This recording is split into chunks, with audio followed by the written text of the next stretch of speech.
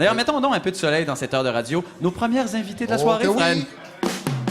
En plus d'avoir été confidente et comtesse, c'est surtout dans son rôle de Louise dans Chambre en ville qu'elle a marqué une génération de téléspectateurs. Accueillons Madame Louise Deschâtelet. Elle a déjà été la blonde de Grégory Charles dans Chambre en ville. On compatit pour elle. Accueillons la comédienne Isabelle Cyr. Et c'est sous sa plume que les personnages de Chambre en ville ont marqué l'imaginaire télévisuel québécois. Voici Madame Sylvie Payette. Ah, quel bonheur! Mesdames, bienvenue à la soirée T'es encore jeune. Merci. Mais c'est un grand bonheur de vous recevoir toutes les trois. Vous savez, ça fait presque 20 ans, après le dernier épisode de Chambre en ville. Est-ce que tu étais né? Ben oui, c'est la ben question que j'allais franchement, lui poser. attendez un peu, là. Ok. Là, j'ai 34 ans, presque 35. J'ai pas écouté la première saison. Je m'en C'est tirerai correct, pas, là. j'étais pas dedans. Ben non, je le sais. Je l'ai écouté puis j'étais bien déçu, d'ailleurs. Ben, c'est bien, vous pouvez vous reprendre. C'est ça. Ben oui, mais c'est exactement ce que j'ai fait On hier. peut se donner une date puis la regarder ensemble. Est-ce que... Ah, ben moi, je serais assez ouvert. Il va hein. être papa, là. Mais c'est pas grave. Puis elle vient de se Moi, je l'ai marier. mariée. Ah, donc, moi, je serai pas papa avant 4 Ouais. mois, fait que j'ai du temps, le Franco, là. Et Jean-Philippe, il paraît, j'ai lu des chiffres que c'est dans la première année qui suit l'accouchement de la femme, généralement, que les hommes sont le plus infidèles dans leur vie. Ah, c'est vrai? C'est une vraie statistique que j'ai lue. Ben, c'est extraordinaire. Alors, moi, Ok, alors, j'ai toute mon année, moi. La semaine prochaine, genre, Ouais, mais c'est pire vendredi que ça, soir. je pense, dans les statistiques. Pardon. Pardon, je pense que Madame c'est Payette? pire que ça. C'est pas dans la première année. Je pense que c'est même dans les 72 heures. On est dégueulasse. Vous qui avez un enfant, C'est Jean-Sébastien. naturel, je pense. Pardon? Vous qui avez un enfant, Jean-Sébastien. Ben, Non, moi, c'était correct à ce niveau-là. OK, d'accord. Ben oui, Ben Franck. oui, mais c'est parce que c'est vous qui répondez. Là. Mais si on allait dans le tréfonds de votre vie, là. Ouais. Oh, j'ai une vie bien plate, Loulou. Pas sûr. Est-ce qu'on peut parler de Chambre en ville? Si vous voulez. D'accord. Ben, non, mais je vous le dis parce que j'ai écouté 2 épisodes de la première saison hier et 2 épisodes de la dernière saison, donc la 7e saison. Il y a eu une évolution. Oui, choc. Tout un choc, ouais, c'est Oui. sûr. Ben, il y a des gens qui ont appris à jouer. Ah, bon? J'y vais comme ça. Non, mais j'avais l'impression que c'était une école aussi pour les comédiens. Est-ce que je me trompe? Parce que Louise Deschâtelet, vous avez vraiment l'air d'être la seule vraie comédienne d'expérience dans cette série. Là, je n'oserais pas confirmer ce que vous dites actuellement. Sauf qu'effectivement, il y en avait plusieurs pour qui c'était c'était nos la premières première fois, expériences, les oui. premières expériences à la télévision. Oui. Alors, c'est évident que ça prend quelques épisodes avant d'être totalement impliqué dans le rôle puis totalement à l'aise. Mais il y en avait plusieurs aussi qui avaient une certaine expérience. Mais Oui, il y avait des deux, parce qu'il y avait certains comédiens qui avaient un peu d'expérience ou qui sortaient d'école, Oui. qui avaient quand même une formation, mais peu d'expérience télé. C'est normal. Aujourd'hui, on peut trouver beaucoup de jeunes qui ont fait soit des films, soit des pubs. Ouais. À l'époque, ça n'existait pas. Il y avait très peu de jeunes qui faisaient de la télé. Donc, oui, la plupart étaient à leurs premières armes. Et Novices. ça paraît. Mais il y a autre chose aussi dans la première année. D'abord, c'est la première fois que j'écrivais, moi, au complet, parce que ce que j'avais fait avant, c'est de la collaboration en scénarisation. Donc, moi aussi, je faisais mes premières armes. Ouais. Donc, on était tous une gang de débutants, ça paraît. Et puis, la mode était définitivement Écoute, c'est pas de notre le bord fun. cette année-là. C'est terrible. Écoute, C'était Vraiment, là. le fluo. C'était... Ça, c'est assez laid. Mais ça revient. oui. Moi, ça revient. Des pantalons que j'ai vus dans Chambre en ville que je vois ici sur le Myland régulièrement. Oui, peut-être. Avec des gens avec des barbes. Écoutez, vous commencez le premier Mais tout épisode... revient à la mode. Ben, je Oui, sais. oui, mais tout à fait. Vous commencez la première saison, Louise Deschâtelet, avec des jeans d'une hauteur. Ça ne me surprendrait pas qu'elles atteignaient vos épaules. Non, c'était... il devait y avoir des Ouais, bonnes c'est comme la épaulettes météo, en plus. ça. Ouais. C'est comme la météo depuis 78. Et voilà, dans le on n'a monde. jamais revu ça depuis. Exactement. Toujours est-il que, effectivement, ça a évolué en 7 ans, mais c'est vraiment fascinant de voir des gens comme, par exemple, Grégory Charles dans la première Lui, il a pas saison. changé, lui. Non, à part 50 livres, mais vraiment... Mais 50 livres. Ouais. Et ça paraît beaucoup parce qu'il était gros comme une snelle. Il Oui, était mais de même. d'ailleurs, il y avait des bretelles à cette époque. Oui. Mais ça n'avait pas de bon sens quand même de voir éclore. C'était une école pour plein de comédiens et c'était vraiment fascinant de voir les problèmes de l'époque comparés avec les problèmes de 1996-97, donc 7 ans plus tard, de voir l'évolution des personnages. Et l'épisode que je regardais, le dernier, donc de la 7e saison, Lola déménage. Isabelle, vous déménagez également et Grégory Charles est venu vous aider à Ben déménager oui, avec alors une... que c'était mon ex. Je sais. Je sais. C'était comment Ça sortir se avec passe plus Grégory comme ça. Charles? Ouf, toute une école aussi. Étiez-vous- C'était... Étiez-vous le maillon faible du J'ai couple? survécu. Isabelle, s'il te Non. plaît. C'était- Non, ben, non, écoute, dis la vérité. OK, la vérité, c'est que Elle rougit. Oui, je Non, rougis c'est parce agréable, que déjà. les gens savent à quel point ils parlent vite. Oui. Alors, imaginez la langue aussi va très, très vite et à tous les niveaux. Alors, ça a été toute une expérience. Oui, je dis ça de même. Là. Ouais, mais Demander des explications. Ben là. ouais, mais là, j'ai la langue. Franco C'est veut que- les avoir, les explications. Comment est-ce que vous l'avez déjà embrassé pour vrai? Bon, regarde, on est quand même Oui, ici. écoute, non, c'est sûr qu'on s'embrassait pour vrai. On s'embrassait tous pour vrai. Ils Ah, aimaient ça, d'ailleurs. Vous aviez l'approche Actor Studio. Oui, On est ben oui, vraiment tout à dans le- fait, ouais. tout à fait. Ben, ils aimaient ça, en plus. Je Ah. dois Non, le faut, dire. faut Ben dire oui.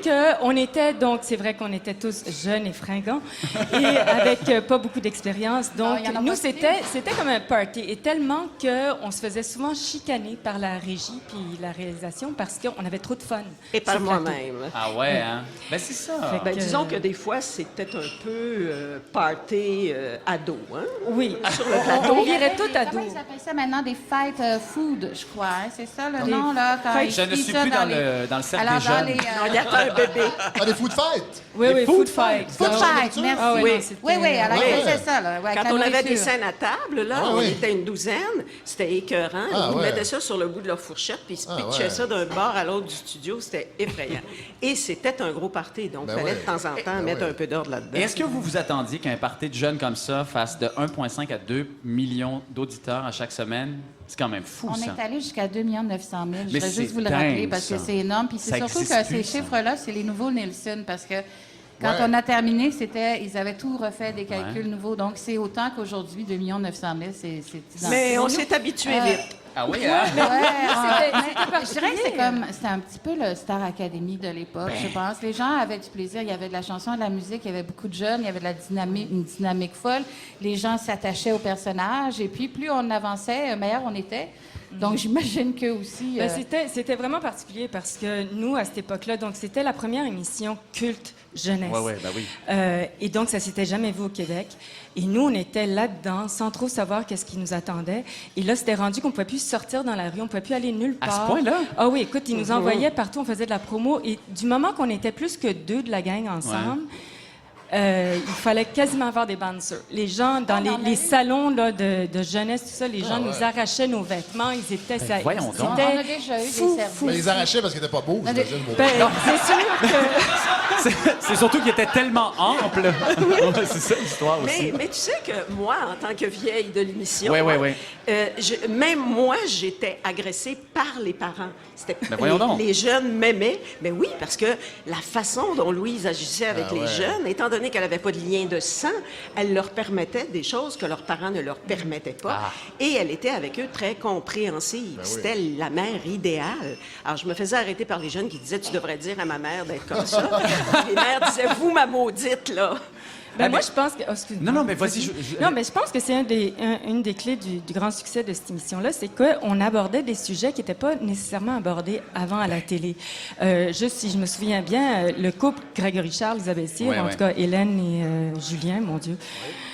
C'était la première fois à la télé en Amérique du Nord qu'il y avait un couple d'un noir et d'une blanche. En Amérique du Nord. Et alors, moi, je recevais des courriers là, de toutes les communautés noires du Québec. Parce que c'était pas des mails, là, c'était des Non, courriers. non, à cette époque-là, écrits. c'était des Ah, lettres ouais, ouais. auxquelles on répondait, puis c'était par coup de 200 lettres par semaine.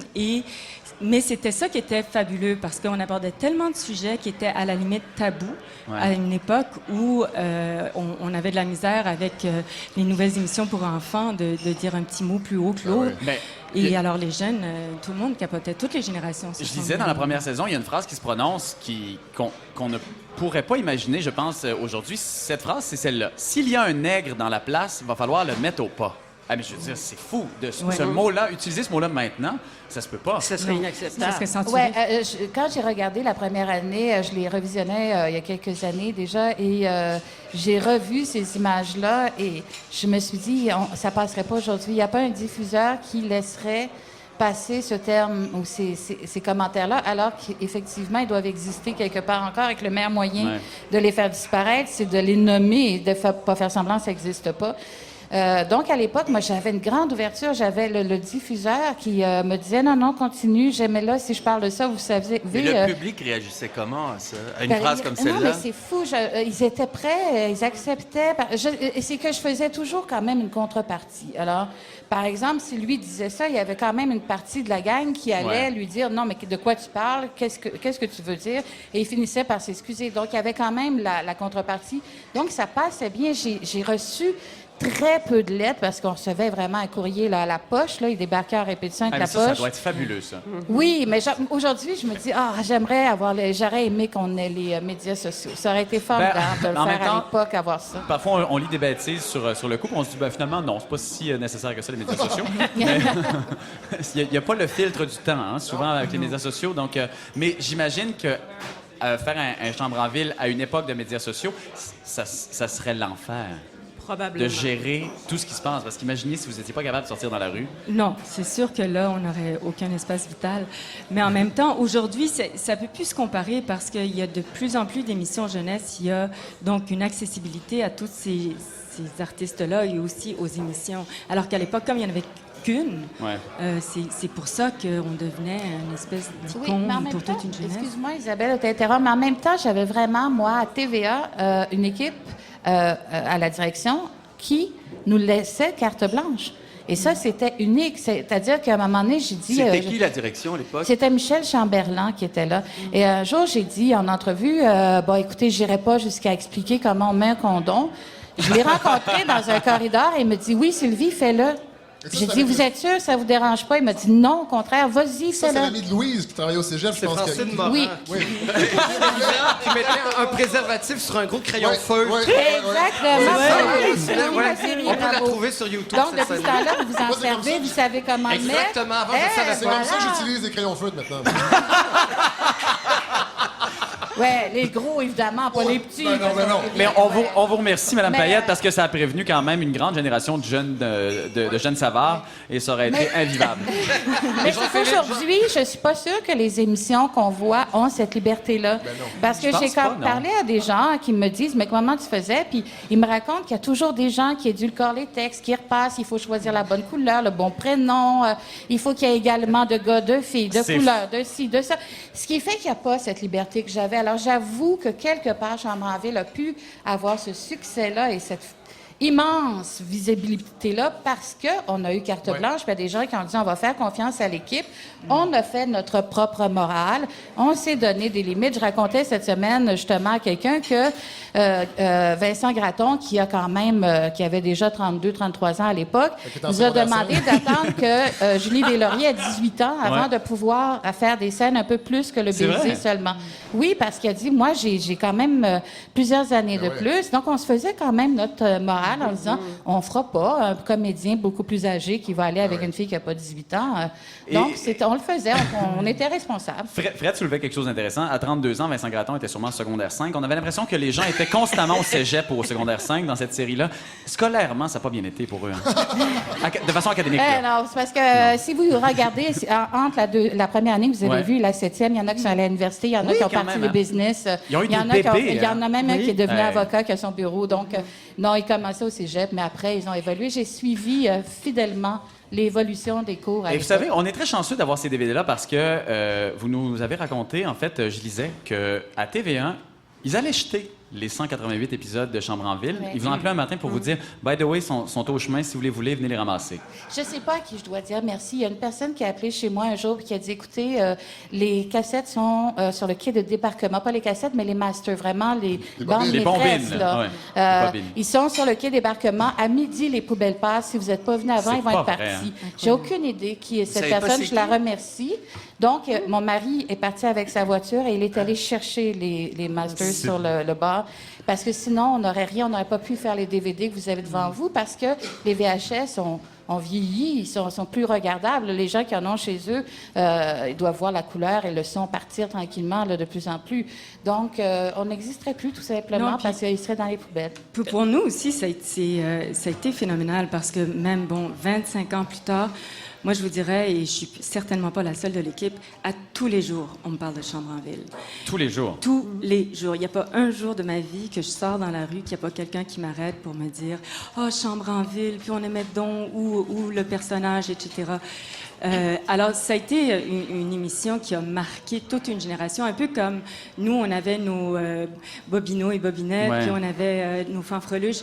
Mais bon, plus vieux que ça, évidemment. Mais, Ben, vous ne deviez pas vraiment voir ça. ben, non, c'est ça, c'est vrai. Ben, nous, Moi, on- je suis arrivée à Pop City. On avait notre... nous, on avait Pete et Lo, là. Ben oui, c'est ça. Et puis c'est le fun parce que la gang, on est resté un peu comme une famille. On se voit pas souvent, mais quand on se retrouve, on est super content de se Mais ce voir. qu'il y avait aussi, c'est que très souvent, les comédiens vivaient dans leur vie personnelle ce qu'ils vivaient dans l'émission. Arrêtez donc. Et ça, Est-ce c'est que- arrivé dans plusieurs cas. Francis Redé est un Vraiment bum. hasard. Vraiment. Francis Redé est un bum, c'est ce que vous venez de dire?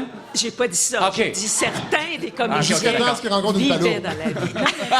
Je veux dire à quel point, parce que j'ai fait Carmina après ou pendant, mais j'ai failli pas pouvoir jouer Carmina à cause de l'image que j'avais de Chambre en ville. Tellement nos images étaient fortes et ancrées dans l'imaginaire du spectateur que quand est venu le temps de faire le casting de Carmina, ils ont refusé de me voir en audition pendant 1 an en disant « Mais non, elle, c'est impossible, elle peut pas jouer d'autres choses. C'est Ça aurait c'est la peut-être été bonne mieux comme fille. ça, finalement. C'est un très bon film. Jean-Sébastien, je vous interdis de parler. Je vous Ah, remercie. c'était bon, Carmina. J'espère que... Si j'aimais ça. Hey, moi, j'aimais ça aussi. Jean-Sébastien est by the way. très amer. Il connaît rien à l'art, au théâtre, au cinéma. Ben non, mais en fait, Jean-Sébastien Girard est un artiste amer, mais c'est un... Parce que c'est un homme de théâtre qui a pas joué. Mais quand même... Exact. Et c'est très correct, c'est très correct. Parce que vous savez, je le dis, on a 2 hommes de théâtre ici, Jean-Sébastien Girard et Fred Savard. Tellement. Et ils ont voulu vous rendre hommage en vous jouant... Ben, c'est qu'à chaque semaine, Ouais. J'ai peur. Non. À chaque semaine, on cherche toujours un extrait un peu pour faire revivre le radio-théâtre. Ouais. On a fait la semaine dernière. C'est la semaine dernière, le 2 semaines? Le déclin de l'Empire américain. Ouais. Ils ont joué ils ont reconstruit la scène du massage. Ouais. J'étais Geneviève Rioux. Ouais, et j'étais le massé, Oui, Pierre Curzi. voilà. On a fait les voisins. C'est pour ça qu'il y a autant de monde aujourd'hui. Et là, on s'est dit que ça serait le fun de faire un extrait de Chambre en ville. Donc, c'est la première saison. C'est une scène qui met en vedette Lola, qui était jouée par Anne Dorval, et Pete, joué par Francis Redé. Et donc, à l'époque, Pete sort avec Valérie Valois, le personnage d'Annick, et l'épisode s'ouvre avec Lola qui met une toast au beurre de peanut sur le joli chemisier de Valérie Valois. C'est une grande rivalité. Et Pete va voir Lola au cégep. Il entend sa 38e session au cégep. Et il est dans le café étudiant alors que Lola travaille à temps plein. Alors, Place au théâtre. Je te dis qu'elle est nerveuse. Je suppose qu'elle est venue se plaindre. de quoi? Ben, de la confiture. Je suis sûr qu'elle t'a dit que j'ai fait exprès. Puis, t'as-tu voulu? Non. C'est un accident. Mais je suis certain qu'elle va te dire autre chose. Ben, tu te trompes. Elle m'a dit que c'était un accident. Elle m'a même parlé de toi. Mais si tu y touches, là, tu vas me le payer. T'es-tu malade? Te rends-tu compte qu'elle te niaise? Tu penses-tu vraiment que t'es un gars pour elle? Qu'est-ce que tu t'imagines? Tu vas te faire avoir. Elle peut pas te comprendre. Elle fait pas partie de notre monde. C'est quoi mon monde, moi? C'est quoi? Tu vas sortir avec. Tu peux pas comprendre. Quand je suis avec elle, là, j'ai l'impression d'être quelqu'un. Comprends-tu ça? Quand elle me regarde, là, j'ai l'impression que j'existe. Qu'il y a quelque chose quelque part pour moi. J'ai même l'impression qu'elle a besoin de moi. Quelqu'un qui a besoin de moi. C'est la première fois que ça m'arrive. Mais moi aussi, j'ai besoin de toi. Voyons donc. T'es donc bien tough quand tu veux pas faire de peine à personne, toi. Je veux pas te faire de mal. Je suis juste bien avec toi, mais avec elle, je me sens quelqu'un. Puis de pas vouloir faire de peine à personne, ça m'empêche de faire un choix. Il y a personne qui peut t'aimer autant que moi. Personne. Je te connais trop bien. J'aime tout de toi, tout ton passé. Puis je m'en fous, moi, si t'es pas quelqu'un. Moi, je te prends pour quitter. T'es la moitié de moi. Puis si cette moitié-là lâche, je vais mourir. Pourquoi t'essaies pas de te trouver quelqu'un d'autre? T'aimerais ça, hein? Ben, je vais t'attendre. Toute ma vie, s'il faut. Mais j'irai certainement pas ailleurs. Je jouerai pas ce jeu-là, Pete. Trouve-toi quelqu'un d'autre. Je veux pas. C'est toi que je veux. Moi, là, je veux faire un choix pour moi. Faut bien que je fasse mal à quelqu'un. Faut que je la fasse, ma vie. Je sais que tu m'aimes. Annick, c'est juste un rêve. Elle t'envoie l'image de ce que tu voudrais être, mais c'est pas ça la réalité. Tu deviendras pas par elle parce que tu couches avec elle. Ça, c'est dans ta tête. Dans ton cœur, là, c'est moi qui est là. Je verrai bien.